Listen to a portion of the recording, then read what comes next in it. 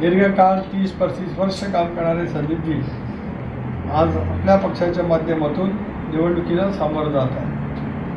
कारण ज्यावेळेला निवडणूक होत असते त्यावेळेला राजकीय आव्हानं उभी केली जात असतात. प्रमोद दहेजकरांनी मग सांगितल्याप्रमाणे निवडणुकीमध्ये छाननीमध्ये त्यांच्या अर्जावरती हरकत घेण्याचा प्रयत्न केला गेला.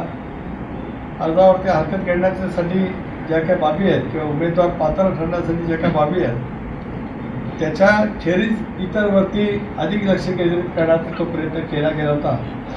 पण मलाही त्या संदर्भामध्ये काही माहिती मिळालेली होती. तो माहिती आता लक्षात नक्कीच आलं. कारण जिल्हा परिषदेचे उमेदवार कशामुळे अपात्र होता किंवा कोणाला अर्ज भरता येत नाही ही नियमावली मी असं बघितलं पहिली 1979 साली माझ्या वडिलांच्या अर्जावरती हरकत घेतली. त्यावेळेला मी कॉलेज सोडून कामाला सुरुवात केली आणि 79 निवडणुकीसाठी हरकत घ्यायला आपल्या जिल्ह्याचे विख्यात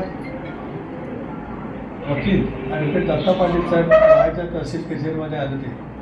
आणि आपल्यापैकी सर्वांना माहिती आहे की दत्ता पाटील किती आक्रमकपणाने एखादी बाजू कोर्टाच्या पुढे मांडायची आणि ती त्यांनी अर्धा एक तास मांडली. वडिलांनी का वकील नसल्या नव्हते किंवा वकील ठेवून आर्ग्युमेंट केलं नाही. त्यांनी त्यांच्या पद्धतीने मांडली, कागदपत्रांनी झाली आणि मग 7 वाजता त्या संदर्भातला निकाल हा त्यावेळेच्या तहसीलदारांनी त्या ठिकाणी दिला.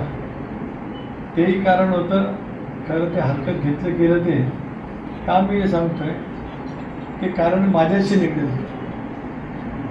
ते सभापती असताना मी एक छोटं काम घेतलं होतं. कारण माझ्या कॉलेज जीवन संपल्यावर छोटं काम घेतलं आणि त्या कामाचा जो ठेका होता तो मी घेतलेला असल्यामुळे त्याच्याबद्दल वडिलांच्या विरोधामध्ये त्यावेळेला असाच अर्ज दाखल झाला. वडील त्यावेळेला त्याच्यातून बाद झाले. कारण तो अर्जाचा संबंध नव्हता. फक्त एकच गोष्ट पाहिली गेली, विभक्त होतं परंतु रेशन कार्डावरती एकच नाव होतं. एकाच रेशन कार्डावरती दोघांचे नाव. त्याच्यामुळे त्याच्यामुळेचं त्यांचं सदस्यत्व गेलं. तरी पण त्याच मुद्दा घेऊन 1979 साली पुन्हा एकदा निवडणुकीच्या अवधीमध्ये त्यांच्यावरती हरकत घेतली गेली. इथे मंजूर झाल्यावर जिल्हा न्यायालयामध्ये ते हवाले झालं. तिथे ते टिकलं. त्यावेळी प्रचाराला 4-5 दिवस मिळाले. तसाच काहीचा प्रकार संदीपजींच्या बाबतीमध्ये झाला. दिवसभर ते त्यांनी केलेला युक्तिवाद, आपल्या वकिलांनी केलेला युक्तिवाद, ते सगळ्या निकाल देण्यासाठी घेतलेली वेळ हा सगळा एक त्याचा मानसिक ताणतणावाचाच भाग असतो. कारण या संबंध परिस्थितीमध्ये त्याच्यातला मूलभूत गाभा महत्त्वाचा असतो.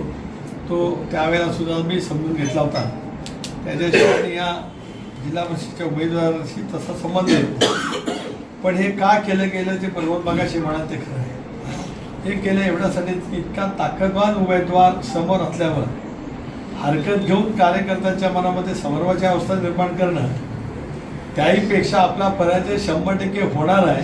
अशा वेळेला याचा आधार घेता का येईल का घ्यावा त्या कारणासाठीच ते करण्याचं काम त्या ठिकाणी केलं गेलं होतं.